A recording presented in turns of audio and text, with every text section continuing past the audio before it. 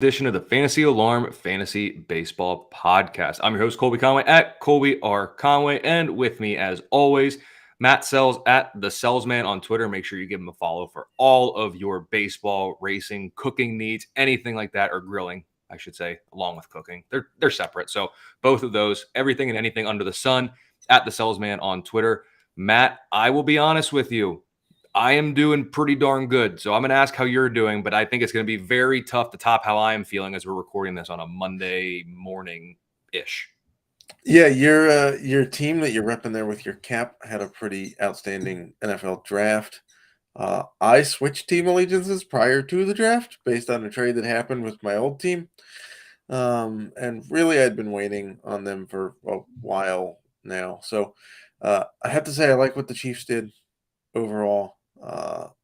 They took a guy from my alma mater and hometown of KC in the first round, so that's a pretty good feel-good story. But yeah, overall, I mean, my fantasy baseball team is starting to climb the rankings, climb the standings, so we're good there. I just watched another great showing from Josiah Gray on Sunday, so doing pretty well against your Pirates, actually. Yeah, we'll talk about Josiah Gray a little bit later, maybe not quite super in depth, but he's definitely an intriguing one. But Matt, kind of like I said, I mean, I am doing well. I never thought May 1st, 2023, I'd be able to look at you here and not even laugh because I know I'm joking or anything like that, but to say it's a darn good time to be a Texans and Pirates fan. Never thought I would get to say that. Can't really argue, right? The Pirates have one of the top 5 records in baseball. No signs of slowing down for some reason. And the Texans just came off a great draft. So, yeah, props to you there, sir. We'll see what we say on June 1st. But I'm not worried about June 1st. Let me enjoy May 1st. Yeah, you live in the moment there, sir. Yes, I'm going to live in the moment. And what a great time it is to be a Texans and Pirates fan. I'm going to say it as often as I can because who knows when I will get to say it again. But Matt, of course, we can't go a couple days since we last talked without some injuries. So let's go ahead. Let's start in New York, probably the biggest fantasy name on the offensive side of the ball with a recent injury. Aaron Judge, hip issue, held out over the weekend. I believe, as I said, we're recording this on Monday morning. An IL determination was going to be made Monday or Tuesday-ish, depending on how he's going to hold out. Obviously, you're not dropping Aaron Judge. If he does hit the IL, it can't be too terribly long. But is there any long-term concern with Judge, you think, given that it is a hip and how important that lower half is to, the torque and the overall kinesiology and the movement of an offensive player's swing? Maybe. It's hard to tell. It didn't seem like it was that bad of a hip strain. I think if it was worse, we'd be more concerned. Obviously, they did not put him on the IL immediately, so that's also a good sign. But dang it, if Harrison Bader wasn't injured. I'm just kidding. Seriously, though. I guess they're going to have to recall Franchi Cordero. You're not kidding. I know you're not kidding. Good try. No. I know you're not kidding. It's ridiculous. I'm not all that concerned about it. I have Aaron Judge in one of my leagues. I'm not that concerned. I left him in there this week, actually. So we'll see. We'll see what happens, but I'm not overly concerned. I'm concerned more about the weight that's being put on him from the rest of the lineup not really doing anything. That's the bigger concern, is the entire rest of the Yankees lineup. You mean you don't like the look of an Aaron Judge-less Yankees lineup with all the other great bats they have in there? That's the worst $300 million lineup I think I've ever seen, aside from maybe the one that's across town in New York. I'll tell you what, though, without Aaron Judge, they're going to be fun to pick on for player props, sports betting. That's going to be a really fun team to pick on. Yeah, and their pitching staff can't stop anybody. And when Garrett Cole tries to, Aaron Hicks is like, I got it. No, I don't. Sorry, I can't catch a baseball. Seems like when Garrett Cole's pitching, those could be some really easy unders in those games. Because if he does his part, we know the Yankees probably aren't scoring. Correct. So something to keep in mind there with Judge. And then former New York arm, now out south, I guess you could say, in Texas, Jacob deGrom came out of the game. He looked off. You could tell when he was walking Yes. up, he knew something was a little, I hate to keep saying off, but a little something was tweaked, something was a little off, a little wonky there. Said it was forearm tightness. Jacob deGrom and his right arm, as magical and as insane and electric as it is, it's also kind of a squeaky wheel, to say the least. So at this point, we're doing what? We're holding our breath and fingers are crossed, right? Yeah, I mean, until they announce what it is, that's all you can do. And by the way, I got to give props to my wife who watched the video on Twitter of the mound visit when they took him out. And Mike Maddox walked up to Bruce Bochy, and you could read his lips, and she correctly said that he said forearm. And if you watch deGrom's body language in that clip, it's not good. Like, Mm-mm. he knows there's something wrong, and he does not want to show a face that says, hey, this might be worse than what I want to lead on. Not saying that it is, but that body language is not is not good. And I Yeah. don't think it's, oh no, here we go again. I just think it's I really don't want to show how badly I'm hurting because I'm a tough guy. And A couple things with that too. So yes, deGrom's body language not good. Secondly, when you watch the clip, I believe we're referencing the same clip, but it's the one that's like a little over 2 minutes, right? The one that yeah, kind of shows the whole thing. So when he gets the ball back and he's walking backward or back to the mound, you can see the catcher knows too. The catcher yeah, knows right away too because he's standing there and you can tell he knows something's up. Then you see deGrom's actions a little bit later, or seconds later, and you could tell he knows something is off. And then I guess thirdly at this point, so the tweet that you put out saying that you saw it was elbow, you did not attribute that correctly because it was your wife that noticed that. my wife. Yeah, I said in the tweet, by the way, I did Okay, say my wife just said that perfect. if you watch Mike Maddox's mouth, you can see that he says forearm to Bruce Bochy. Um, Just making sure you attributed it correctly. oh, I did, I Okay, did. perfect. I just didn't remember that part of the Um, tweet. Didn't see it. Just want to make yeah, sure. she's the next John Boy. She's gonna be out here reading lips. What's her Twitter handle? Let's add her. Let's add her She as a is third here not because on she's the one to Twitter. follow, and I can start quote tweeting. She is the So sanest one and not on Twitter. So, probably smart. yeah. Probably smart there. Um, but so I don't know. They said that they then later said it was like elbow inflammation. I think I saw that they said, I don't know. They took him out because it was a forearm strain, but then they said there was elbow inflammation, I think, Mhm. at some point. So maybe the Rangers medical staff is about as good or as hairy as the Mets. I don't know. But in all seriousness, I hope he's not seriously injured because I enjoy watching him play. The game is better with him on the mound.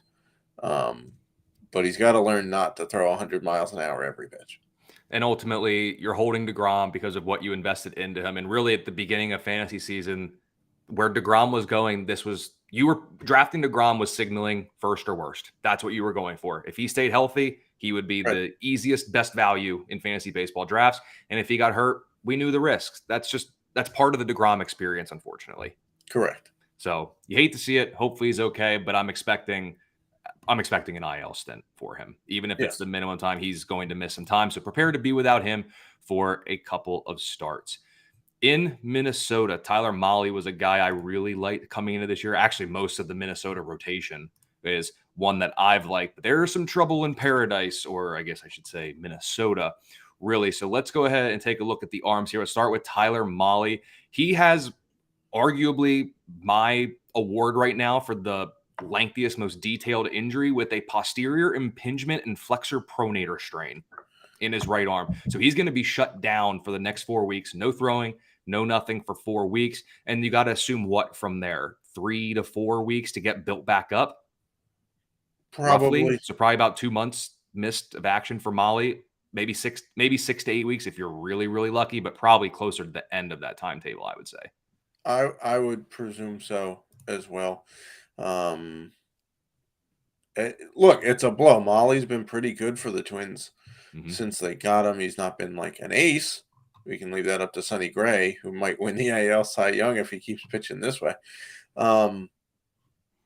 But yeah, it's definitely a blow to the Twins, who seemingly can't stay healthy anywhere at this point. They've had a whole bunch of injuries recently, so we're not dropping him yet unless Mm-hmm. something changes. You're just gonna have to ride it out a little bit because he's worth keeping as an SP3 type arm. And then Kenta Maeda, tricep strain. He's already on the injured list, so he's going to miss at least 2 weeks of action. So now, I mean, Maeda was okay, to say the least. He was doing fine. That's a blow to the rotation. So when you look at the Minnesota rotation now, top three, Pablo Lopez, Bailey Ober, and Sonny Gray, and Joe Ryan. So I guess you have 4 there that you can count on. But now Molly and Maeda are going to be out for a little bit.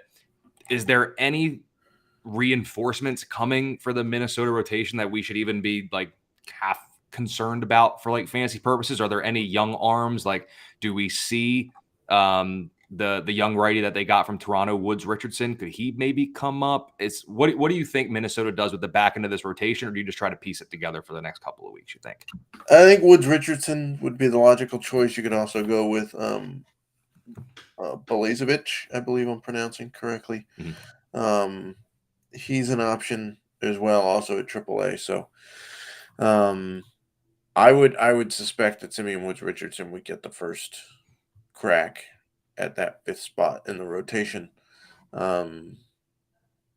Paddock's not back for a while, and he can't pitch.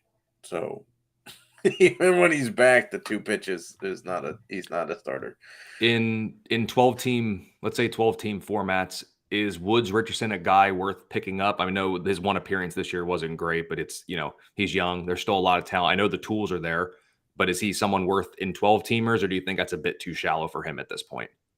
I think it's a bit too shallow for him at this point. I mean, you're talking about a pretty good top 4 in that Twins rotation, so they may just go spot start after spot start after spot start.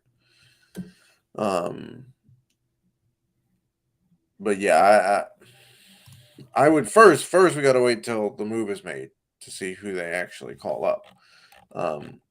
And then after that, I would see what the leash is before I go and make any sort of, and it depends on your bench size, right? If you have a deep bench, then maybe he's worth it in a 12-teamer. But if you have a shallow bench and you're counting on starts from everybody, I think you can leave him be. I think that's the way to approach it as well. So deeper leagues, take a look at him, but it's going to be one of those things. He could be the next young arm to come up, look really good after a start or 2, and then get sent down. So we will never know. Over at fantasyalarm.com, we do have the closer grid, which if it's not bookmarked on your browser, phone, whatever you want to call it, that is something you should have, as it was just recently updated today as we're recording this May 1st. And when you look at it, I'll tell you what, Matt, we knew this position was a real pain in the you-know-what. It was going to be. It was always going to be. There is not as much green and even yellowish that I would like to see on that grid. So it's color-coded based on elite, stable, fluid, or volatile, a.k.a. good freaking luck. So a couple that I want to touch on here, Matt. Pete Fairbanks was the guy I liked in Tampa Bay to be their 9th inning guy. It seems like his Raynaud's syndrome has popped up again. So if I'm not mistaken, that's like the cold, tingly numbness in the fingers. Yes. Correct? Yes. If he pitches in the cold, he doesn't get enough blood circulation, and then therefore his fingers go tingly. So anybody that was freaking out about him not pitching or coming out of a game seemingly injured, it's a disease. It's a known thing. And by the way, as we turn into May, I'm not sure it's going to be that big of an issue going forward, to be honest. I mean, sure, weather can be freaky, but even when we get to, I don't know, Seattle or Minnesota or Detroit, or the Brewers have a dome, so I'm not that concerned about the cold weather with Fairbanks going forward. But who knows? I mean, Jason Adam is worth a flyer for picking up some saves here and there, but he's not going to be splitting time with Fairbanks. He was the one I was interested in gonna ask you about when looking at the Rays bullpen here. So I mean, Jason Adam, he's been pretty good this year. He's got 10 strikeouts through 10 and 3rd innings, does have 4 holds, is yet to accrue that first save this year. 1.74 ERA, that 4.16 FIP is a little scary, but the Rays tend to do what the Rays will do with their young arms. So would you agree, on the closer chart, there's a couple other names there. Colin, I'm going to say Poche or Posh. Posh. Okay. Well, that was my 3rd guess, but looking at there, he's also on the list as a sleeper guy right now. Adam is listed as a setup man. So if you were hurting for saves and you wanted to take a shot on somebody, it sounds like Adam would be the one that you would look at first. That would be my pick in Okay. Tampa, although, again, I don't think that Fairbanks is going to, outside of pitching in like 40-degree weather, which we're not really going to see that much of going forward. I think it's Fairbanks' job until he proves he can't do it, which is going to take a lot at this point. I think you're right. Adam would be the one I'm looking at. I know I put some bids on him, and I think it was TGFBI. I put him in and got him, was able to add him to my, I don't even know if I can call it a stable of closers. I have like Jordan Romano and then a bunch of guys that I hope that can maybe combine for 2 saves on a given week. So which kind of shows you the state of affairs there. But in LA, this is one that I'm admitting to that I've already gotten wrong. I know it's early, but I'm pretty confident I've already wrong. I was very big on Jimmy Herget to be the guy in the 9th inning for the Angels, especially after Carlos Estevez's rough spring. But it seems like Estevez has at least righted the ship a little bit. He's getting some saves. When you look at it, his main competitions to save at least to begin the year was Herget. He's now in the minors. And then Jose Quijada is on the injured list with elbow inflammation. So he's out of the mix for the 9th. So now when you look at roster resource for this Angels bullpen, you're seeing Carlos Estevez, who has 3 saves over the last week or so. And then Matt Moore and Andrew Wantz are some of the setup guys there. And looking at our chart, those are the 3 guys that are mentioned there, with Estevez being the main guy. So I don't think it's ever going to be a smooth ride with Estevez, but he's the one that if you need saves, you kind of have to add him, and kind of, albeit in a different sense of the term, much like deGrom, we are crossing our fingers and holding our breath every time Estevez comes out for the 9th. Yeah, I mean, to be honest, you're doing that for the entire Angels offense, right? Like, true.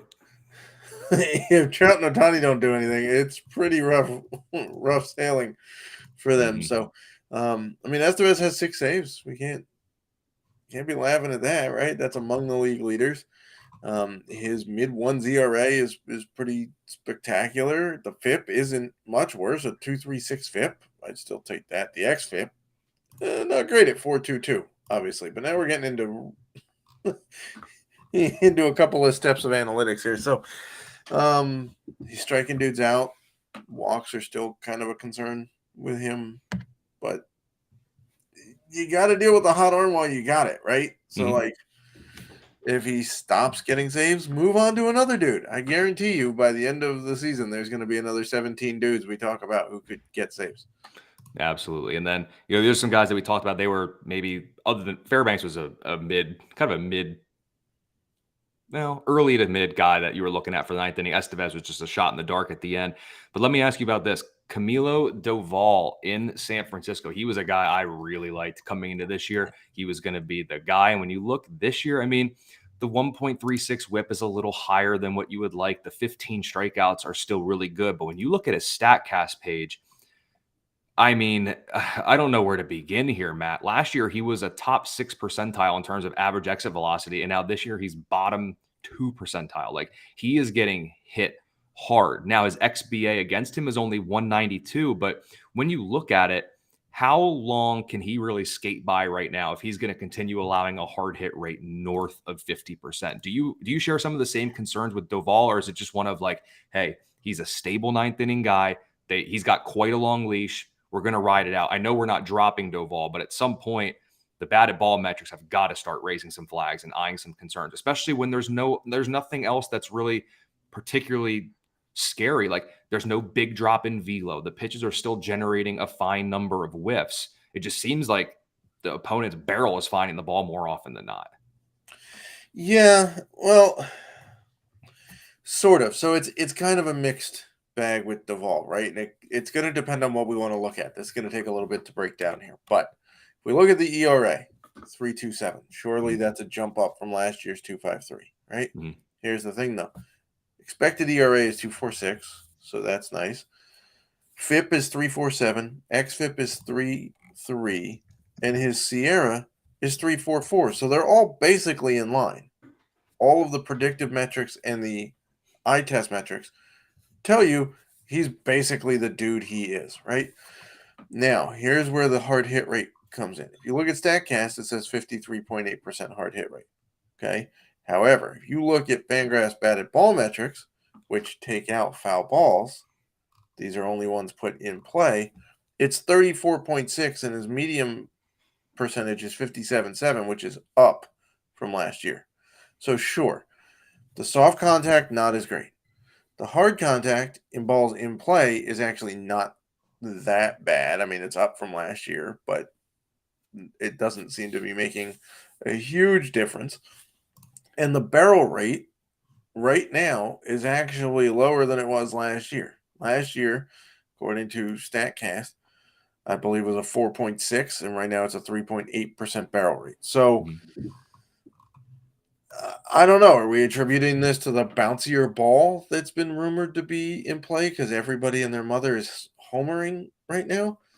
I don't know. The other thing I like about Duvall is that his home park is literally the least friendly hitter's park on the planet, right? Aside from maybe Miami. I don't know. But he's got a long enough leash. The Giants are going to be in a lot of close games given the way they've built their team. And all of the ratios are suggesting he is basically what he is. The 3.27 isn't terrible for a closer. Not terrible for a starter. It's pretty decent. Sure. Would we love to see the 2.5 ERA he had last year? Yeah, but closers are notorious for not being able to replicate seasons back to back to back. So I'm not that concerned about Duvall.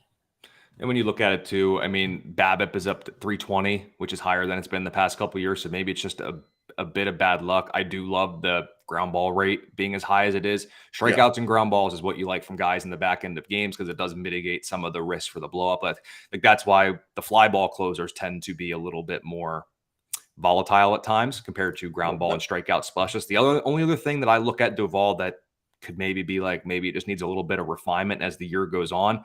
He is completely, I shouldn't say completely, but I mean, last year he was throwing a slider 43% of the time. It's down to 16% this season. He's opting for the sinker and cutter more. So maybe it's just getting adjusted to a different pitch mix. Maybe it's just something like that. A little bit of, not getting BABIP to death could help. But when you look at it, I mean, if he's going to live with that sinker and cutter as his 1-2, in theory, one would expect his ground ball rate to be higher because you're throwing a ground ball pitch more often than not. Basically.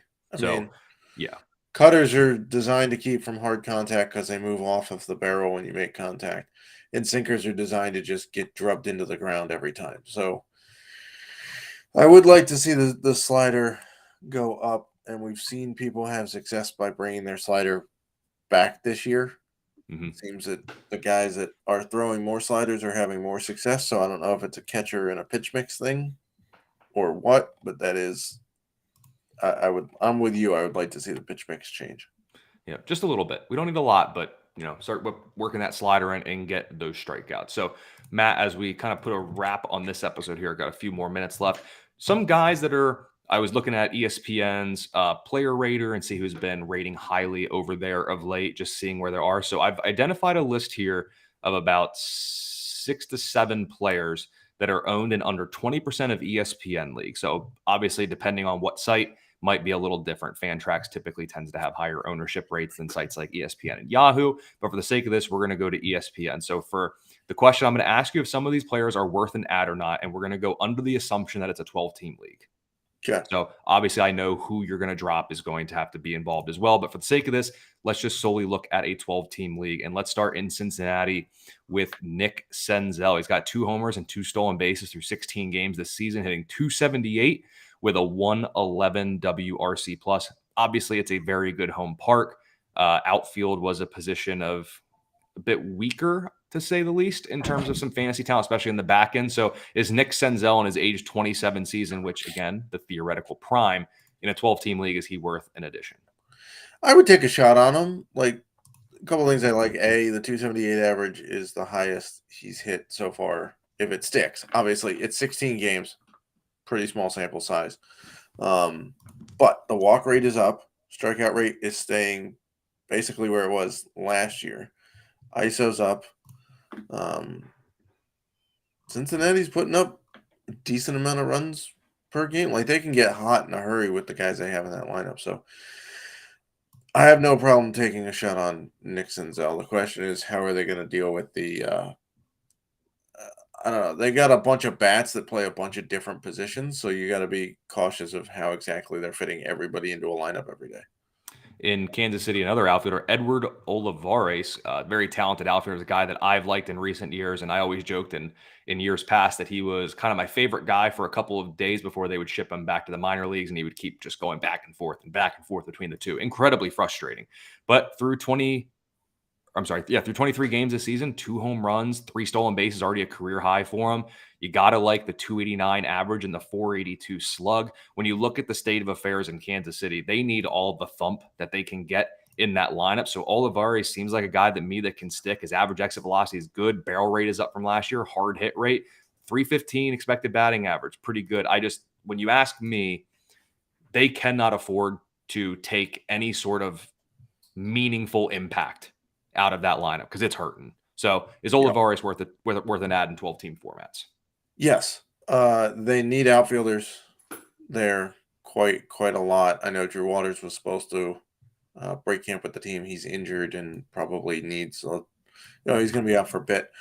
And they've got to start seeing what this guy can do at this point. They've got basically no help coming from their farm system right now. They've got no help on their major league roster. So, yeah, I'd roll with Olivares.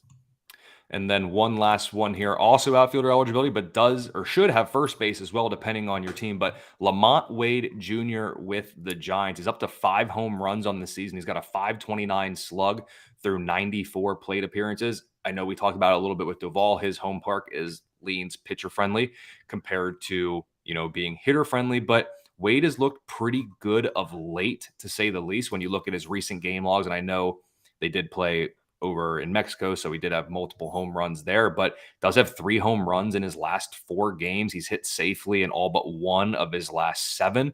So if you need a little bit of offensive help and a little multi-positional flexibility, if you're getting burned by the Jose Abreu pick so far, like I have been in a couple of leagues, is Lamont Wade worth an ad for maybe a first base or outfield spot?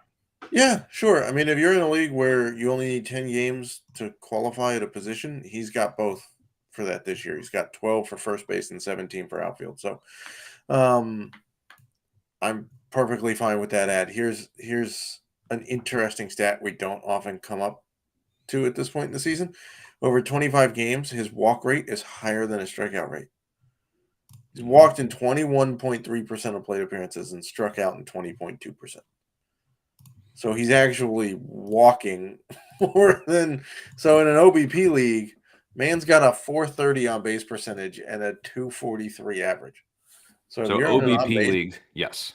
If you're in an OBP league, this guy should be – like if he's not, then you need to – if he's not on a roster, you need to switch leagues. I'm sorry. Like, I don't know what people are doing. If there's a 430 OBP guy out there getting every day at bat.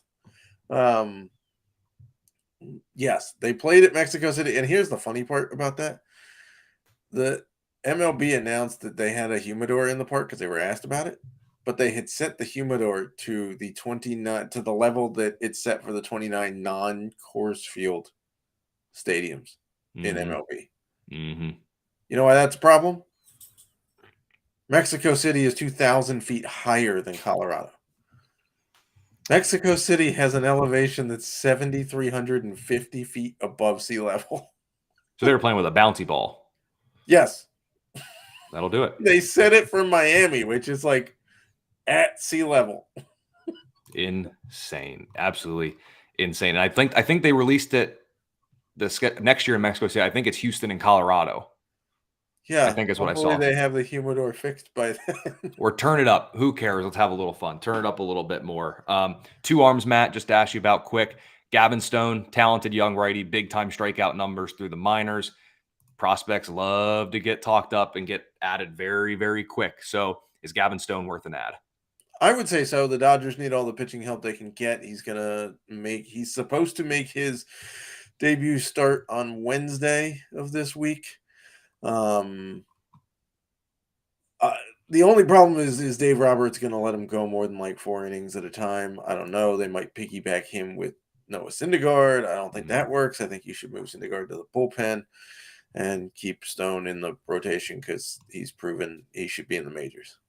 Yep. And then, Matt, we got about 30 seconds left here. I'm not even going to bury the lead. 30 seconds. Why should Josiah Gray be added in more leagues than not? Yeah, if you look at Baseball Reference right now, he's in the top 10 in B-WAR among pitchers. Granted, there have been injuries. We've talked about that. There's been a lot of big-name dudes that, like Verlander, hasn't started yet, right? deGrom just went down.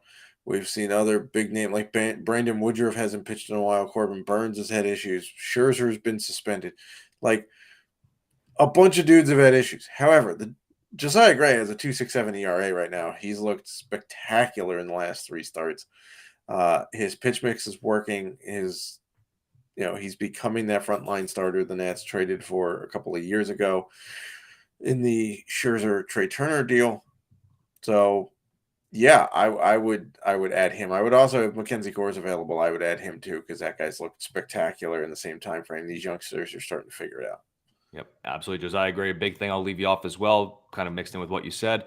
The issue with him the past couple of years, home runs, not enough ground balls. Guess what's happening this year?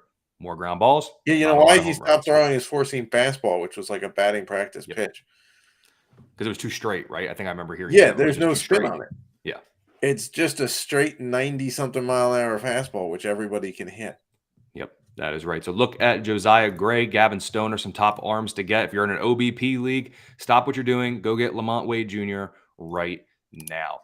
And, of course, head over to fantasyalarm.com for all the great content we have there for baseball. Seasonal, daily, Howard Bender's best bets are there all the time. So make sure you are checking that out. If you like racing, at the Salesman on Twitter. If you like grilling, at the Salesman on Twitter. And baseball, he's got you covered there. Give me a follow at Colby R. Conway, and we will see you later this week with the next edition of the Fantasy Alarm Fantasy Baseball Podcast.